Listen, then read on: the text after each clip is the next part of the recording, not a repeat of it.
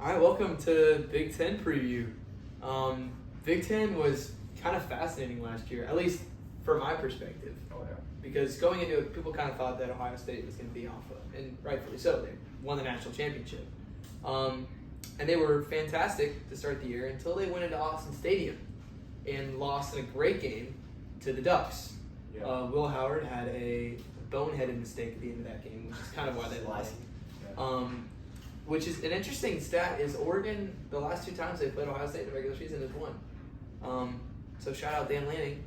So Ohio State loses to Oregon. And then they sort of bounce back. They beat Penn State.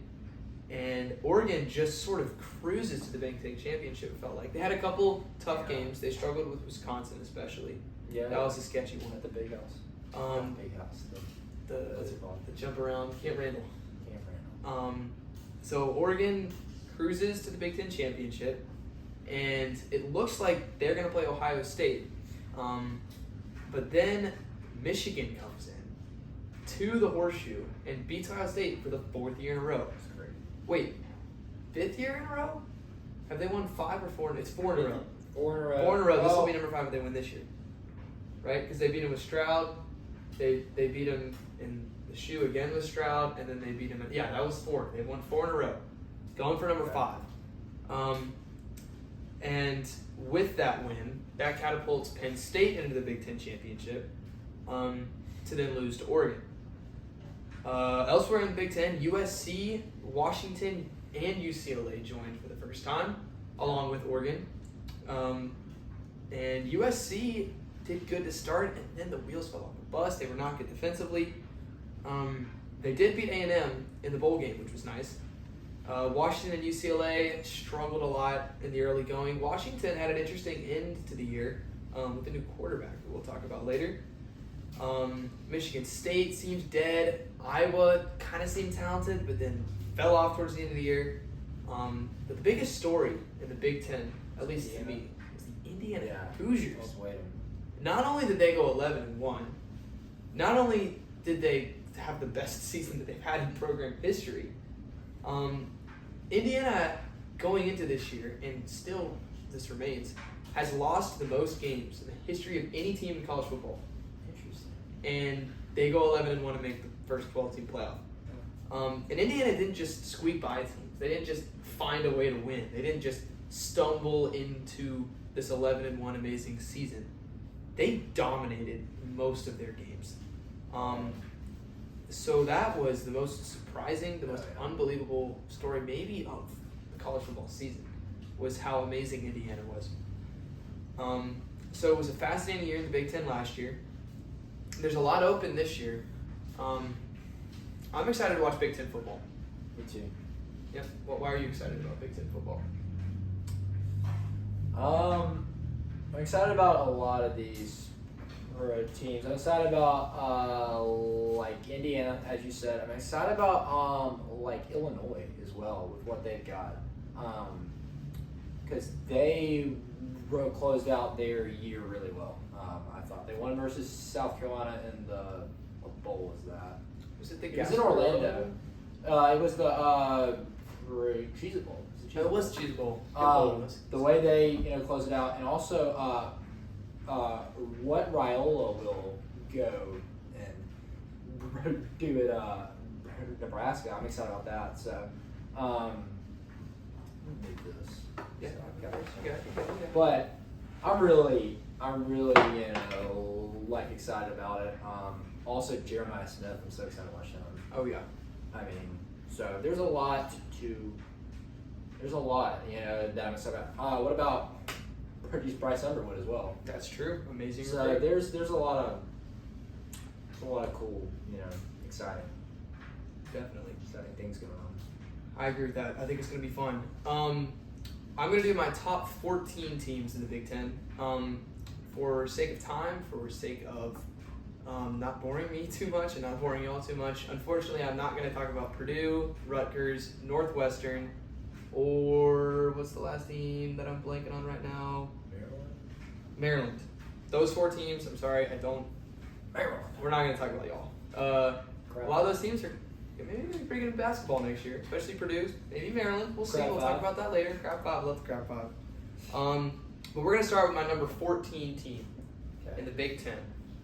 So you said you're not using Rutgers, No Rutgers, Northwestern. no Northwestern, What are the other two? Purdue and Maryland. Purdue and Maryland. Cutting those out. So my number 14 team going into the Big Ten is a team that was spectacular in 2021. I think it was 2021 that they were really, really good. And Mel Tucker looked like taking them to new heights. And then scandals broke out. That was disappointing. It really was. I really like when Michigan State's good. I think it's a really fun program in East Lansing. It is cool. But That was unfortunate. it was unfortunate what happened with Mel Tucker. Jonathan Smith's coming in. He had a great career at Oregon State. Yeah. And I have a lot of hope in him, but I got Michigan State at number 14, which maybe is a little bit lower than what some other people have them at. That's about right, I think. Right. You think so? Yeah, I think you're right. I think we'll see. They went 5-7 last year. I think they have some strengths. I think they have some interesting parts of their roster coming back. Of course, you got to start with Aiden Childs. Aiden Childs is back. A guy that was pretty well recruited. Oh, he was a huge recruit. Yeah, He was a lot of people really thought he was going to be a stud coming out of high school, and he's shown flashes. He has, but he's not the most consistent at all. Yeah, he has not been consistent. He had 2,400 passing yards last year. He had 13 touchdowns and 11 interceptions. So not a lot of touchdowns, not a lot of interceptions. He struggles pushing the ball down the field, but he has the talent. He has the tools. I believe that Aiden Childs can be a really good quarterback if things roll his way. Jonathan Smith does not have a great history of having good quarterbacks. That's not really how his teams win games. Uiagalelei, I wouldn't say was like an amazing pro quarterback, but they won games that I guess that was probably 2023. I mean, they won a lot of. I believe they went 9-3. It was something That year? like that, and they were really good the year before 9-3. that too. Yeah, so. That's very But true. not because of quarterback play. Yeah, absolutely. So you have Aiden Childs, and you also got a man by the name of Nick Marsh, true sophomore, another great recruit. Yeah.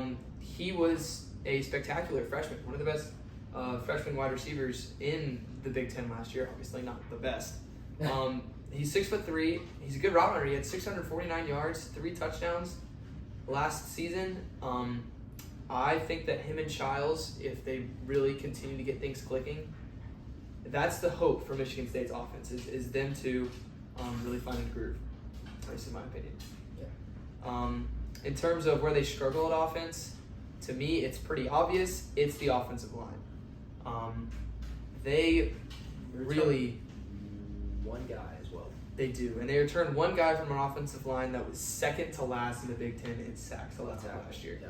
So they gave up a ton of sacks.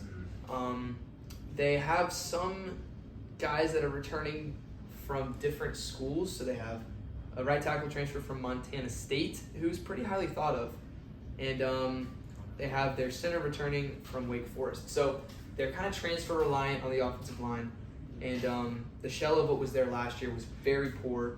They were also second to last in yards per carry last year, so their offensive line couldn't pass block and couldn't provide a push for the run game. So they're really going to have to take a huge step forward if they want to have success in the Big Ten. I also have to mention Jack Velling, tight end, is a great safety valve for Aiden Childs, one of the best tight ends in the Big Ten. He's a big boy, 6'5". So that's what I got from Michigan State's offense. I don't have much faith in this offensive unit. They were 13th in yards per game last year, 15th in points per game. They were bad last year offensively. Yeah, it's a weak point for sure. I think so. I have a little more hope in defense, which is why I have them number 14 and not 15 or 16. I don't have a ton of hope. Don't get me wrong. I don't think Michigan Childs is State's gonna going to get get great. hit. I think. I just feel like Pro Childs is gonna take a lot of hits because that like O line. But yeah, Yeah, it's not going to be comfortable for him back there. we'll see. In terms of the defense, Jonathan Smith is a great defensive schemer. He got the most out of his defense at Oregon State, even though he didn't have the They were most talent. awesome. They were They spectacular. were awesome. Yeah. Especially in 2023 when their conference had a lot of explosive offenses. Washington. That was that game. crazy It was a low game. scoring one. It was like 20-21. I don't know, but like it was low scoring. I remember, Mhm. not as much as. Yes. Yeah, So like Jonathan Smith has a good track record. Yeah.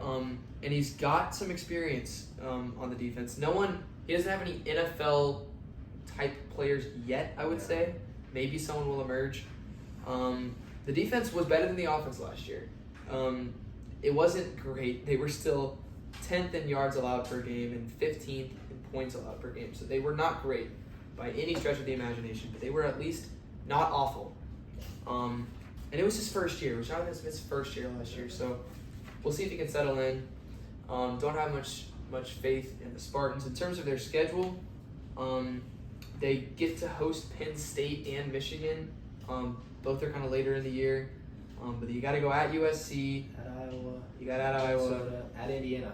Yeah, so it's a tough schedule. And At Nebraska least as well. Right? the one good thing about Michigan State, and this holds true for most teams in the Big Ten, they get to ease into their schedule Yeah. a little bit. Western Michigan. Mm-hmm. They get Youngstown. 3. Not Boston College won't be an easy game, No. but it's at home. I think they probably should win that game. I don't know. But they get to ease into their schedule a little bit. So we'll see what happens with the Spartans. It'll be an interesting team to keep an eye on. I won't keep 2 eyes on them unless Oh. they're somehow undefeated Yeah, going into they're like good, the though. Michigan game, which I hope definitely they- won't happen. But we'll see. Yeah. Um, I want them to do well. me too, because I like Michigan. I do too. As long as they don't bring out Whenever those they're good, I disgusting like state uniforms. You know Oh. what I'm talking about? Yeah. Those things are Those nasty. pants. That's what it was. Those Yeah, pants. just- Not the neon pants. I didn't like All right, it. number 13. Number 13. This team, I don't know if I would have mentioned them at all in the Big Ten preview if it wasn't for one man who catapulted the discussion of the I know who offseason this for a is. couple weeks towards him. Oh yeah. Lots of drama. Oh my god. Nico Amaliava UCLA. transferred from Penn State to the UCLA Bruins a couple months ago. That was a wild time. And now the Bruins went from having really not a lot of national intrigue to now having a little bit of national intrigue. Now, the Nico drama was complicated. I don't know if we want to get into it right now. That's a conversation for another time and another day. But they got him. UCLA has Nico Amaliava on their roster. What are your thoughts on Nico Amaliava? Is that a good thing that they got him? I don't think that guy. I don't know. I don't know if Bro is ready yet. He wasn't that great last year, and he had a pretty solid, like offense. He had a pretty solid coordinator. Josh Heupel is a great, like offensive. Brady's mastermind, and he was just all right, and now he's going here to UCLA. I don't know if it's going to really work out. So that's my thoughts on it. I don't know if it's going to work out either. I don't think it will. I mean, Nico joined their team and immediately became the most talentedly recruited player on UCLA. There's no other 5 stars on this team. Yeah. Very few other 4 stars. There are a couple, but not very many. But I agree. Nico wasn't elite on Tennessee. He only had 5 interceptions. He had 19 touchdowns. That's a really good ratio. My critique on Nico last year was that he was really good against like Kent State, Yeah. and then They he run was out the score. They did, but against Arkansas, Alabama, Georgia, Florida, Yeah. Ohio State, all the big games, he didn't really step up. Now he made a couple good throws against Alabama to beat them. Yeah. And he made a couple plays against Florida to beat them, but those were few and far between. So I don't trust Nico in big games. And That's a great point. they do have to play Penn State, at Ohio State, and at USC. So you got a lot of. So there are some big those type of games. Big games, yeah.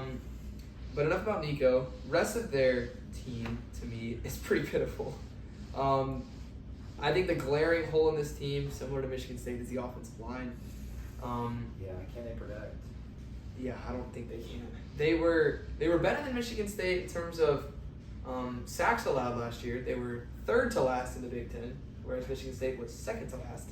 So congratulations, UCLA offensive line. You were one better than Michigan State, but you were last in yards per carry, so not better there. And then so they can't run the ball. They don't return very much explosiveness from the wide receiver room. You have some guys maybe with a little bit of potential. Quasi so. Gilmore. Yeah, Gilmer. I would might say have some also potential. Quasi Gilmer. We'll see. He's not, like you said, with the coaching staff and talent around him is much lower Yeah. in UCLA than it was in Tennessee. For Nico. Yeah. And the defense, I will say the defense was better than the offense was last year for UCLA. Lost a lot of guys though. They did. They did lose a lot. But they were the bright spot for this team last year was stopping the run. They were 4th in the Big Ten in rushing yards allowed per game. They were 5th in yards allowed per rush. Yeah. So they were good against the run. They returned some talent. They got John Vaughn's back, who should be the leader of their defense at linebacker. He was injured all of 2023 and all of 2024, but he was good in 2022. So that could be a good comeback story. Hopefully it is. That's not on my thing. Oh, I see him now. I see him. They also have a good transfer from Miami in Robert Stafford at corner, who was kind of highly recruited. Didn't play much at all at Miami, so that might not have really worked out. Not Robert Sellers, Robert Stafford. And they also got Key Lawrence from Oklahoma, who was pretty experienced on the Sooners. Yeah. Heard that. So they have some pieces on the defense. I think the defense could be okay over there at UCLA. Says Lawrence was from Ole Miss. Ole Miss or Oklahoma. He was at Oklahoma for 3 years, and then Ole Miss, and then UCLA. But I think he got injured when he was at Ole Miss. And there is an injury update. Key Lawrence could have gotten injured in practice and might be out for the year. So that's going to be rough. UCLA, in terms of their schedule, right out of the gates, they got Utah. Utah right away. That's not going to be easy to win. So Utah. 9 o'clock, 1, I'm pretty sure, so I will not be. I may watch it. I don't know. You watched on the drive back. Will's going to Tallahassee. I am going to Tallahassee next week to watch FSU Alabama. Excited. It's going to be fun. But I may watch it because I want to watch, that, but it's a late one. Yeah. Will doesn't have media credentials yet, but we'll get there at some point. Oh yeah, I mean that would be great. I'll just be in the stands. This one, not on the field or anything. He'll be chopping with the Knowles. No, I will not. Are you kidding me? I'm rolling with the tide, baby. Hopefully. So UCLA's schedule, of course, they start with Utah, like we said. They do have to play, like we said, the big games are Penn State, at Indiana, at Ohio State, at USC. Then they got Nebraska and Washington. I think a successful year for the Bruins is making bowl game. To do that, you have to win a couple games you're maybe not supposed to. Yeah. And also not lose to UNLV on the road in week 2. I think that game might show a lot about what this team is made of. UNLV didn't look great in week 0.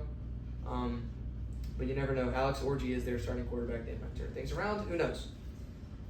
You got anything else for UCLA? Nope. I don't think so. They play in the Rose Bowl, and that's kind of cool. Yeah. Number 12 team. This is a team that went 5-7 last year. I think that they have a good amount of talent. And when I do these power ratings, I try and forget about schedule, forget about how last year went, and just look at the talent. But for this team, I really couldn't get past the schedule. And this team is the Wisconsin Badgers that I have at number 12. I think that they have some pieces. Their schedule is so hard. Again, I try not to make schedule a big deal in these rankings, but they are going to be going through it. Just At Alabama. They got Alabama as they're out of conference.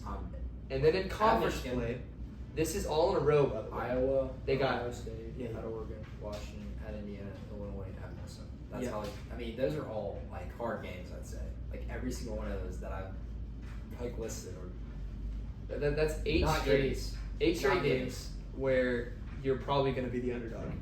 At Michigan, At Iowa, Minnesota also. Ohio State, at Oregon, Washington, at Indiana, Illinois, at Minnesota. It's just Iowa brutal. too, I mean, yeah, it's brutal. It's going to be a rough year for the Badgers, I think. Yeah, I do too. But they do have some strengths. Wisconsin in the past, of course, has struggled to throw the ball. That's sort of been the case with Wisconsin, it seems like the past 15 years. Even last year, they were 14th in the Big Ten in passing yards per game. But I'm here to tell you that there's some hope for Wisconsin's passing game. Billy Edwards? Transfer quarterback Billy Edwards was good last year with Maryland, 2,800 yards.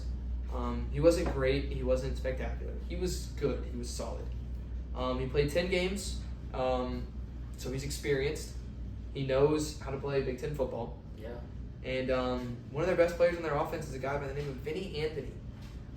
He's good. He's a good wide receiver.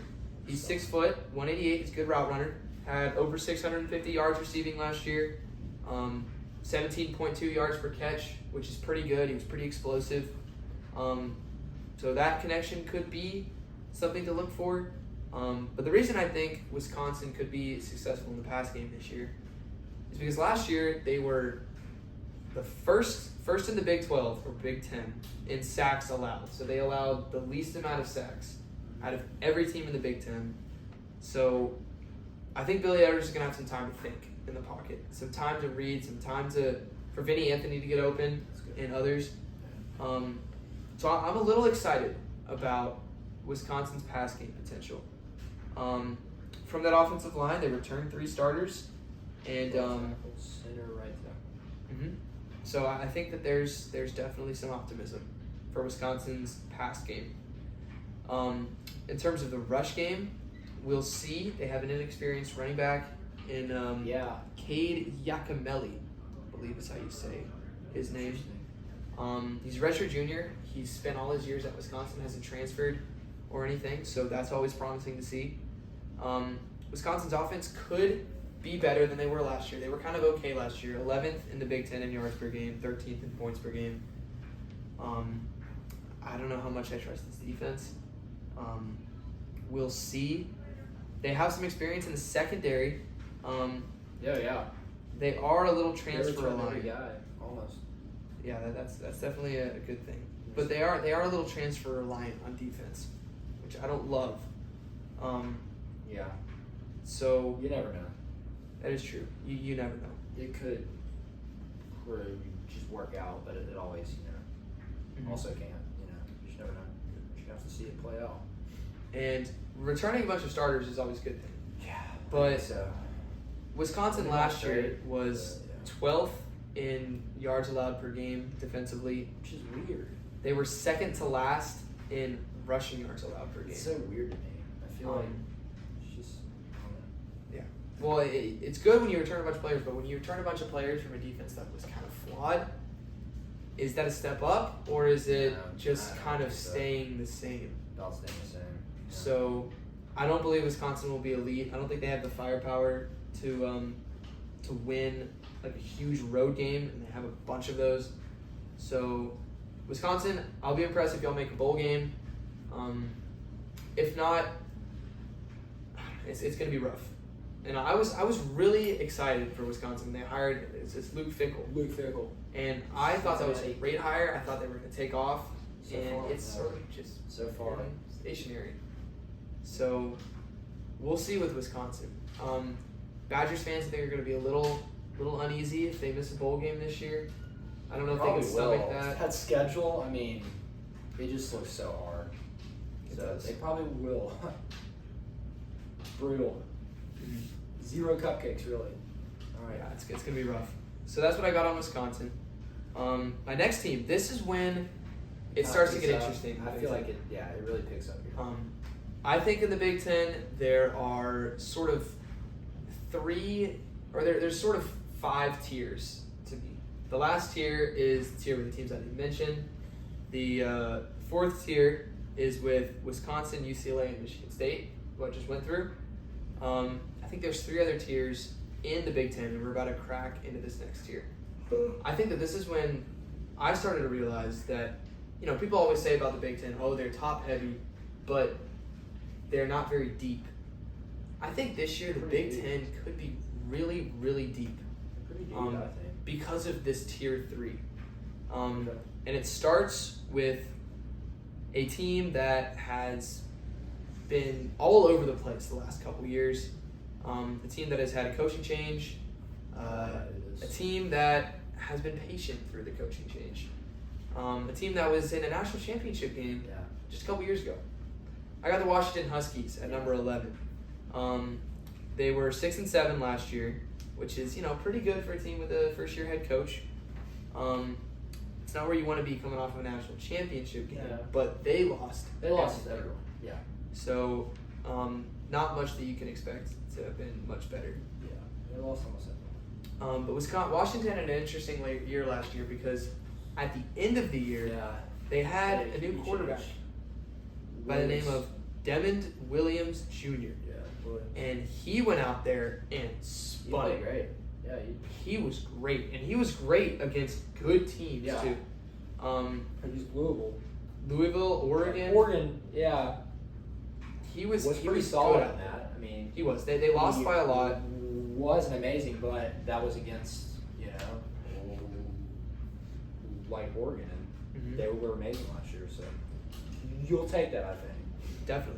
I think if I'm a Washington fan and I saw the end of last year, I saw how good Devin Williams was out there, it would give me a lot of optimism. In those 3 games that he started, he had 944 yards passing, 8 touchdowns, and just 1 interception. And I think he got sacked at least 5 or 6 times in each of those games. Washington was last in sacks allowed last year. Worse than UCLA and Michigan State. Dead last. They lost. So Devin Williams had no time. He had guys flying off the edge, especially guys on Oregon and Louisville, good pass rush teams. And they Hopefully just got better. couldn't block. And Devin Williams was still out there playing Ran efficient around, football, didn't turn over the ball. Was good downfield. I loved watching Devin Williams. I Yeah. loved looking at his stat lines because they were great. So you got a lot of hope there. You also have a lot of hope in skill position. Wide receiver. Yep. Tell us about Denzel Boston. Denzel Boston's really good. He was solid in their game. I guess that was the Sun Bowl, right? When did they play versus? Who did they play in their bowl game last It year? was Louisville, right? Oh yeah, it was. Was really solid in that. Made some catches that I was like, oh my gosh, this guy can just go up and just trap out the ball. So he's really good. I really like him. But other than that, at the wide receiver, you don't really return a lot of guys. They got a guy. They got a couple transfers, but you don't really return a lot other than that guy. So, but you've got your running back also coming back, Jonah Coleman, which is nice. Mm-hmm. And that guy was solid last year. I don't have his running numbers. But He was great. Can you tell him? I can. He ran for over 1,000 He was yards. solid, I thought. He ran for What 1,053 okay. yards. Yeah. 10 touchdowns, 5.5 yards a pop. I Also remember added he was 177 yards out of the backfield.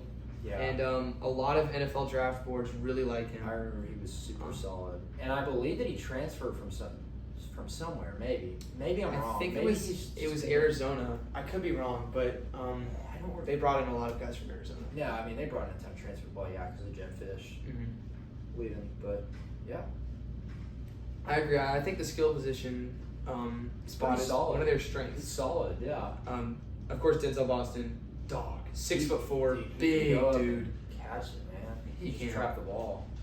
63 receptions last year, over 900 yards and 9 touchdowns. Mhm. Like he's gonna look great again, I think. I think so. Excited.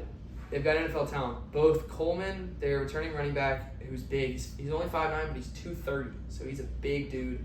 Wow. Him and Boston, a lot of NFL draft guys have them in their top 5 for running backs and receivers. So Devin has guys to throw to. He's got guys to throw it to.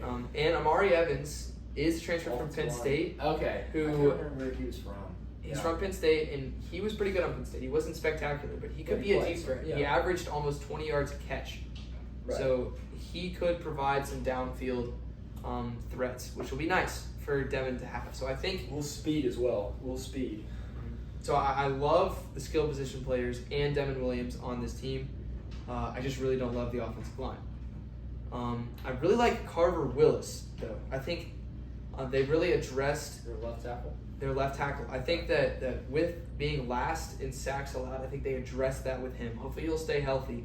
He's a transfer from Kansas State, who was great. Kansas State's offensive They line could have was used awesome. him the other day. They really could have used him him the against other Iowa day. State. Well, I mean, Iowa State didn't. Iowa State pass rush was at all. amazing, but you know, But you're right. They could have could used him have. still.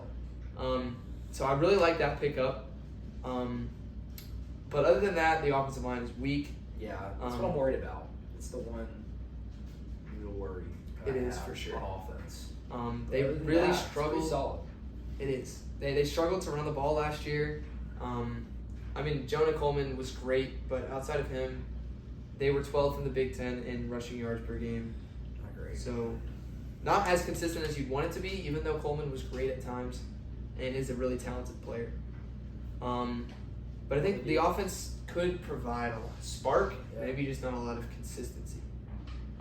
Defensively, they returned one guy, by the way. From what I'm Grady's looking at. who is it?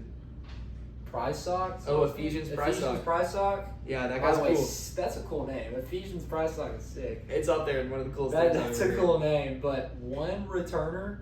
Yeah, they are very transfer reliant. They have a lot of guys Crazy. that are really good on other teams, though. A guy like Tariq Al-Ukta, this is like the all-name team. He had 76 tackles at Washington State, which is interesting because it's Washington State to Washington. Little Aiden Holloway situation there. Yes, sir. And then they also have a really good linebacker transfer from UCF, a guy by the name of Zari Alexander. Had 68 tackles there. So you're right, they don't return a lot of guys, but they do have a lot of guys that are experienced in the world of college football. Yeah. Even at the safety position, they have a guy by the name of CJ Christian, who had 80 tackles at Florida International last year. This is a melting pot defense. Yeah. They're bringing in a lot of guys from a lot of different places to try and address. Uyunglele from like Arizona is what it says. Yep, him as well. I mean, Taitau Uyagalele. yeah. I don't know if there's any relation. I there, don't know DJ. if he's related to. Yeah, she's any of them, but Maybe not. who knows? Interesting stat about the defense last year. They were the best in the Big Ten in passing yards allowed per game. They were 15th in rushing yards allowed per game. So, their secondary, obviously they don't return a lot of people other than Ephesians Brysock. But I trust their secondary with the transfers that they acquired to be good against the pass. We'll see if, again, another thing I really like about what Jed Fish did with this team is he saw his weaknesses and he addressed them in the transfer portal. With Carver Willis at left tackle, and they brought in a lot of really good linebackers. So it's interesting to see. I think Washington has some talent. They could make some noise. Yeah. I think it's going to be a fascinating I agree. game. I If agree. they can win the Apple Cup in Week 4, which they lost last year, if they can win that, they will be undefeated going into hosting Ohio They State. could go. I don't know. That's They going to be could interesting. put a really solid Grady's record together. They have a manageable Losing schedule. against yeah, I mean, They- I don't know. It's a little tough, but It is. You have to play It's Ohio not State, Michigan, and Oregon, but you also get Maryland, Rutgers, and Purdue, who I think are all in the bottom tier, yeah. and you get UCLA and Michigan. No, they don't get Michigan. No. UCLA and Wisconsin from the middle tier. Another game that could define the year could be Illinois at home, A lot of those at home. Yeah, a lot of those games are at home. and then they play Oregon at home Oregon to at home finish too. the year. If Yeah. they can, I'm not going to say that they have a real chance to make the playoffs, but if they can I beat agree. I either can see it. Oregon or Ohio State at home, They and could then go- run the table, it's possible. They could go 9-3. Like I'm not even like that's kind of crazy to say, but they could maybe go that type of record. I'm not saying that it will happen, but it could. It could. I agree. It would not come as a surprise. But I don't know. And this is the team that I have at number 11. So that shows how deep I How think the deep Big Ten can be. Big Ten is. At number 10 is a team that sort of feels like they have been the exact same team the last 12 years. They always seem to have a great defense, and they never really seem to have a good offense. The Iowa Hawkeyes I have as my number 10 team, cracking the Big Ten top 10. Iowa went 8-5 last year. Seems like they always go 8-5 or 9-3 or something like that. But Iowa has some intrigue this year. I have as their strengths. I have as their defensive line and their secondary, which It's kind of like that. sort of seems like every year. Yeah. It feels like every year I was like, oh no, we're gonna be much better this year on offense. We've got this brand new flashy white quarterback that's gonna be awesome. We got this Mark brand new Gronowski? thing. It's Mark Gronowski this year. South Dakota State? From South Dakota State. He was 4-year starter there. 12,000 yards there. by the Yes. So he's an FCS legend. He's not an He FBS threw legend. way. A lot. He threw it a lot there, but Yes. now he's in, now he's at Iowa. Now he's at Iowa. Where quarterbacks come to die. Right. Now he's at Iowa. Cade where, McNamara. ooh, that was a rough step for Cade McNamara. Where is Cade McNamara now? He's probably I think he's working on a- like real estate or something. I don't know. Who Maybe knows? he can't play anymore. I don't know. I don't know if he graduated. Mark Gronowski joins a team that was second to last in the Big Ten in passing yards per game last year. They could not throw the ball at all. Maybe he'll be great. I will say they really like him at Iowa. That is what I've heard. They really They're like him. trying to keep it quiet. They, in their eyes, they're like, wow, we have a Heisman contender. We don't want everybody to know about it. In my eyes, I'm saying, Kind of like we've heard this for years. Curtis Rourke or something, I guess. Who Because knows? that guy came out of nowhere last year. Mhm. So it could be like that, but from what I've seen, I saw a couple throws and they were like not good throws.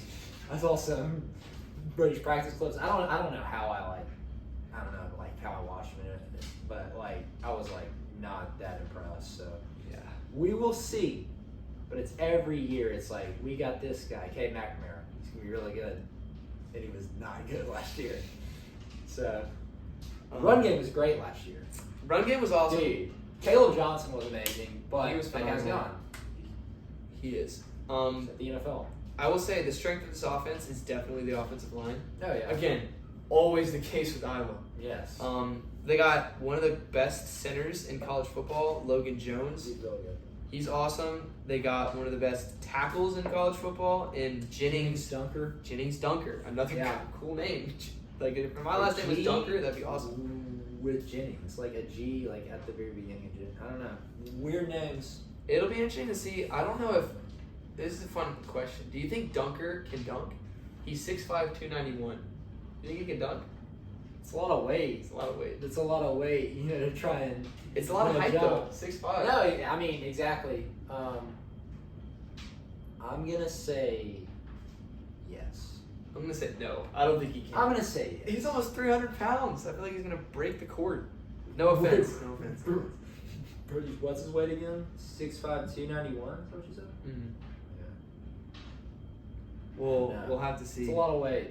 Of course, we won't see this. It's all speculative. No, Jennings. I know you're watching. If Jennings is watching this, which he definitely isn't, film a video of you trying to dunk and send it to Please. the Off the Bench Off the Instagram. bench wants to see. But yeah, he's a great. Shatters. Whether or not he's great at dunking has nothing to do with him being an awesome right tackle. So Iowa should be able to run the ball. They have Kamari Moulton as their running back one, who almost had 500 yards last year as a backup. So he could be good. Iowa was second in the Big Ten in rushing yards per Yeah. game last year. So the hope in their team, I think, is a consistent run game and then solid play from Mark Gronowski. They have Jacob Gill at wide receiver. Other than that, That guy they was don't have a good. lot of talent. Reese Vanderzee was pretty good last year. I've heard that guy's name a little bit He didn't do that. He's big. He's 6'4", but he only had throughout 176 practice yards. though. I've heard about that guy too. A lot of Iowa guys like him. A lot of Iowa fans like him. So I don't know. We're just gonna have to see.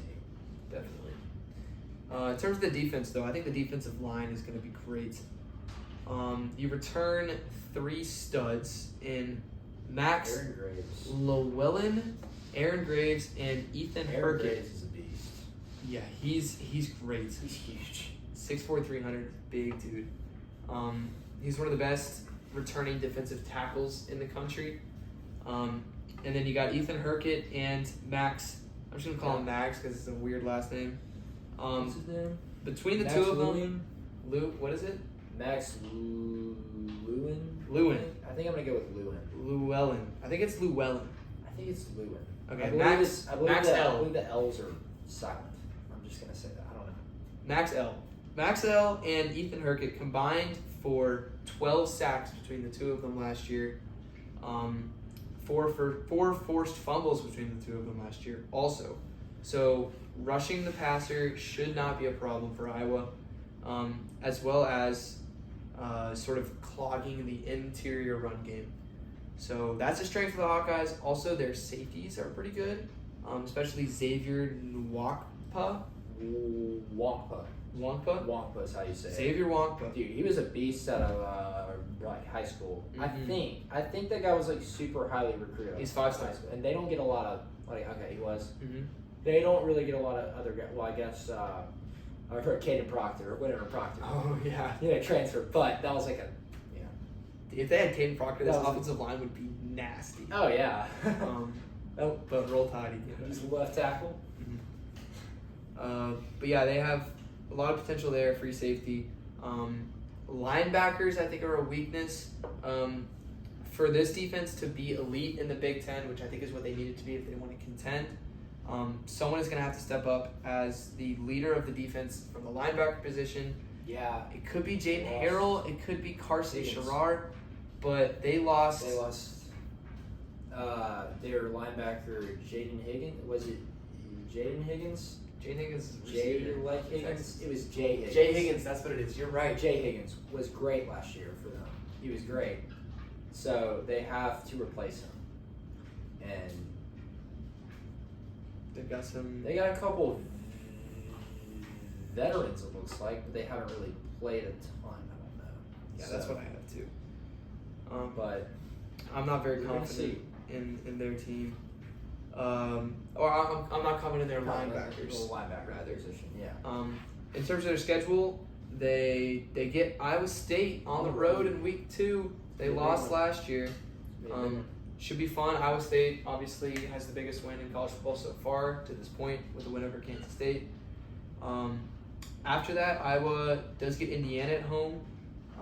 They also have to play Penn State and Oregon. All these games at home though. Yeah. But you do have to play at pretty USC favorable. and at Nebraska in the year, so Favorable though. it's not a terrible Big Ten schedule. Yeah. You know what I'm predicting? I'm predicting another 8-5 season for the Iowa 8-5. Hawkeyes. Keep it consistent. They lose a bowl game or they win a bowl game. What is your prediction? I'll say they lose their bowl game. Again, 2 years in a row losing a bowl game. Go Missouri! Shout out Missouri Tigers for winning it for the The SEC. Music City Bowl. In the Music City A Bowl. great bowl. You know, Love it. one of the best. A lot of music in that city. One of the best. And they also played in a great place, great stadium, great city. An okay Yeah, stadium. I'm a Titans fan, y'all. So Big Nashville fan. Yes. Titans. Next up, my number 9 team is a very intriguing team in the Big Ten. I know who it is. Who is it? Nebraska. It is Nebraska. Dude, come on. I got the Just Cornhuskers. ask me to guess. Like, He's in so my I mind. know. I just know. Will's in my mind. Yeah, number 9 Nebraska. Raiola. Dylan Raiola, Patrick Mahomes Jr. Okay. As he wants to be called. I don't know if I'm gonna call him that. I might. Who knows? It's weird how much they're like alike. It's real like on how much Raiola tries to be like him. It's just weird to me. It is. It's kind of It's kind of obnoxious. freaky. But on the field, Dylan Raiola, of course, was a spectacular recruit. Huge. Committed to Georgia, and then decommitted, went to Nebraska. Which was a huge shock. Like It I was like, big. oh my gosh, whatever that happened. I was like, this is crazy. It was a big story. On on Nebraska last year. He was a true freshman. So I'm going to read these numbers. He played right away. He wasn't great, but he was a true freshman. He had 2,800 yards passing, but he had 13 touchdowns to 11 interceptions. Yeah, 11 interceptions. Not great. Did not take care of the ball as well as you would hope he would. A lot of people were really high on Nebraska going into last year because of their schedule. A lot of people were saying they were going to be undefeated going into Ohio State. That was not the case. They got smacked by Indiana. I think Oh it was my like gosh. 56-7. 56 56. Goodness gracious. That was crazy. Yeah, that was when people started to realize, dang, Indiana's solid. Who was the other team? It was Illinois they lost to. Illinois they lost to in overtime. That was on a Friday night. That was a I fun remember game. watching that game and I was like, dude, this is a huge game. And Illinois won. Mhm. And then after that, Nebraska They kept it struggled. close though. Remember, they played OSU, and they kept it super close. It was a super close game. Mhm. I remember watching that when Alabama was about to play Missouri, I think. I think you're remember right. Yeah, you're definitely right. They had a chance. Nebraska, they had a fourth like, and goal or something 21 like to that. 17 or so. Like, it was a close game. It Like, was. They were right there. Which would have Um, been crazy if they won versus Ohio State. That would have been On nuts. the road, It would have been. Wow. It would have been nuts. dude, like at the shoe. Mm-hmm. Wow. But I like the direction of the program. Me too. I like what Matt Rule's doing over there, especially on the defensive side of the ball. They were great. But staying on offense, Raiola's coming back. I think Raiola should take a step forward. I think He's got a lot of experience now. I think you will. He's got Dan Key to throw the ball to, which is big. Another. Elijah Pritchett, the left tackle. Sorry. You know what? Oh, Elijah Dan Pritchett Key. could be much better against Big Ten opponents, but we'll see. I hope he is. I mean, He was I not like good. hope so. He was not great at Alabama. But going back to Dan Key, good route runner, He was super good at Kentucky. great at Kentucky, experienced guy huge, in the yeah. SEC, now going to the Big Ten. That's huge. So I like that connection. I also like the other two receivers they got, Neziah Hunter Hunter. and Yeah. Ja'Cory Barney. Cal. Two talented guys. Again, both have experience at the college level. I think this passing game is going to be fun to watch. In terms of, they also got Emmett Johnson, who had almost 300 yards receiving out of the backfield last year. Yeah. So Raiola's got some weapons. He's got a lot of stuff to work with. And then in terms of run game for Nebraska, they weren't great last year. They were 11th in the Big Ten. Emmett Johnson almost had 600 yards rushing last year, which is a little promising. And I do like the offensive line that they returned. Oh yeah. I like Pritchett at left tackle. He's really talented. Really like him. He was a 5-star recruit. I know. And he's blocking Big Ten guys now. He's not blocking SEC talent. Those quick SEC guys. Yeah. Well, until he has to play Michigan, and He's then blocking all these farm dudes, all these guys who grew up on farms and stuff. we'll see about Pritchett. But they also got a really good right guard, Rocco Splendor. Yeah, from Notre Dame, right? Yeah, from Notre Dame, Okay. great recruit. Dude, he was a huge recruit out of yeah. He was. That's So- the only reason why I knew that name was because I followed, I guess, recruiting process. Mhm. Well, he was good on Notre Dame. He was a starter. Transfers to Nebraska. I think Nebraska's offense is going to be interesting. The defense, on the other hand, we'll see. I think they're very inexperienced on defense. Yeah, lost a lot of guys. They did. I think they're especially inexperienced at the safety position. Oh, They have. I don't really. Well, they have feel a that way. I don't freshman. really feel that way. They have a freshman Okay, at yeah, strong you have a safety freshman, true. and a sophomore at free safety. Yeah, true. And they both don't really have very much experience. Okay. You're also inexperienced on the defensive line, Yeah. Just a lot of the places. but I will say I really like middle linebacker Marquise Watson Trent. He's a transfer, but he had 120 tackles last year with 4 forced fumbles. So he could be. We'll see if he adjusts to playing in Nebraska. Yeah. But if he plays as well as he did last year, he could be the leader of this defense, which is big. Other than him, they also have some good corners returning. Okay. Malcolm Hartzog Jr. is going to be the nickel back for Nebraska. He is a guy that really knows the system well. Nickelback, of course, is the most important position, but he should be solid. So is Sierra Wright. So we'll see with Nebraska's secondary and their defense, but they're inexperienced. And I feel like that was more of their strong suit last year was their defense, a lot more so than their offense. This year it might be flipped. Yeah. I So don't know though. Yeah. Do not know. we'll see. In terms of their schedule, they open the year with Cincinnati Right in away. Lucas Oil Stadium. And I think that's on a Friday. Well, I don't remember. I think that's. Maybe I'm wrong. It's not. It's Saturday. It's a Saturday. Okay. I don't know why I thought that was like on a Friday or something. It sort of seems like a Friday game. I know. I don't know. But yeah, if they beat Cincinnati, which I think they should, then they should be undefeated going into Michigan at home. Which, Houston Christian Akron. yeah. So that if they're undefeated Michigan at home, that's going to be an interesting game. That'll be a big time game. And then their schedule's pretty manageable for the middle of the season. You get Michigan State, Maryland, and Northwestern. You got at Minnesota. At You got UCLA. PSU though. But then you got USC at Penn State. Those are the big ones. Those are the big ones, and Iowa. So I know a lot of people, or not a lot of people, but I've heard some people, including a guy by the name of Josh Pate, who has Nebraska in the playoffs. It's playoff, yeah. That's interesting I don't to think me. it's gonna happen. I do not think it's gonna happen. I mean, it could. It could be another It team could. that goes 9-3 and somehow slips in, but they need a lot of help for that to happen. need some And help. they also need to not lose games that they're supposed to win, which is a problem that most college football teams have. So Nebraska's talented. I'm really excited to see what this offense is made of. I think they're going to be fun to watch. I have them going maybe 8-4 in the regular season. Really? Wow. Wow. So talented. I think 7 That high? or 7-5, 8-4. We'll see. I think probably 7-5. I'd say. I like that too. I don't know. So that's where I think Nebraska is. Okay. Number 8. You want to try and guess? Let me go USC. I do not have USC at number 8. Minnesota. Do not have Minnesota at number 8. Illinois. Illinois. I have What? Illinois at number 8. I know. Illinois. They're like I know. just outside the top 10, dude. I know.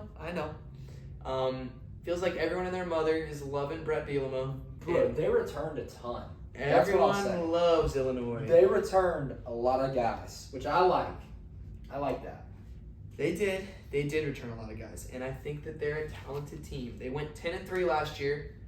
They won a lot of close games, which is not an easy thing to do in college football. And you're right, they returned a lot of guys. But from a pure talent standpoint, I don't think that they're better than the other 7 teams I have in front of them. Starting with Luke Altmaier. Again, Luke Altmaier is talented. He does a really good job taking care of the ball. 6 interceptions, 22 touchdowns. That's great. Dude, he's great. Do I think Luke Altmaier is an elite passer that pushes the ball down the field and beats teams with his arm? I don't think so. Again, Illinois, as you know, they were 10-3 last year. They won a bowl game against South Carolina, which is impressive. Dude, they were playing so much better towards the end of the year, though. They were. Like, Altmaier was playing so much better, I thought. He I was. so disappointed you got them this low. So I'm super All right. high on them. I'll give my arguments. You explain. Okay. First of all, I don't think that momentum from the end of the season before has anything to do with the next season. They're 2 completely different seasons. That's never been the case in college football. Second of all, if I'm looking at the stats from last year, they were 14th in the Big Ten in yards allowed per game. They were not good on defense. They weren't particularly elite at all in stopping the run or stopping the pass. They were bottom 6 in both of those categories. And to make up for that, they were 9th in yards per game on offense. 12th in passing yards per game, 9th in rushing yards per game. There's no statistical category that Illinois was elite in. There were very few statistical categories in the Big Ten that they were higher than average in last year. So how did they win 10 wins? They were +6 turnover margin, so they took care of the ball and forced turnovers, and the ball bounced their way a lot. Of course, I don't want to take anything away from Brett Bielema, but I think they got lucky a lot last year. So I don't think that that's going to remain true for Illinois. I don't think that they're very talented at the wide receiver position. I don't think they're very talented at offensive line. I don't think their offense is going to take a step forward at all. I think 9th or 10th in yards per game is where they're going to be, which is not spectacular. I do think they have some strengths. I think that their defense is very strong, especially their linebackers and their secondary. I think it could be improved from last year, but again, a lot of it is returning starters. And when you return a lot of starters from a defense that wasn't great, that doesn't mean a lot. So I don't think Illinois is elite. I don't think Illinois has a chance of making the playoffs, even though everyone else seems to. It's fine. I've got them in my playoff because they returned everybody. And I know you're not high on some of the guys that are returning, but returning talent is returning talent. And I like that.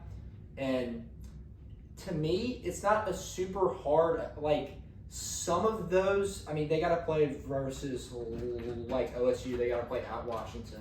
But it's not super tough of a schedule. Yeah, so, I really like Illinois. They don't have to play PSU. They don't have to play Prodigy's Oregon. They don't have to play Prodigy's Indiana. They only have to play at home versus OSU. And that's pretty much it. And every other game, I look at them, they have to play versus like Indiana on the road. But I look at every other game, and I think they will probably be, like, they've got a good, chance of she's winning, in my opinion. So I like Illinois to go 9-3 or 10-2. Obviously, it could maybe not go their way, but we're just gonna see. But I really like what they've got. I'm confident in their quarterback play with the transfer in Luke Altmaier as well. I am confident. I really like running backs as well. Lawfrey and Caden Fegan, I'm going to say that. I really like those guys as well. So I think Illinois kind of sneaks in as one of those, is maybe the 11 seed, maybe the 10 seed, something like that. I'm just going to say it. I know you're not a fan, but I'm high on them. I don't know. I'm high on them. So yeah. No, stay strong to your take. Don't let me persuade you. I'm just gonna say, I think looking at this schedule, I think the way it works out, I think they go 7-5. Really? I do. You think go 7-5? I don't think Duke's a sure thing. They're a good team on the road. Yeah, at Indiana, I think Kurt Cignetti eats your lunch.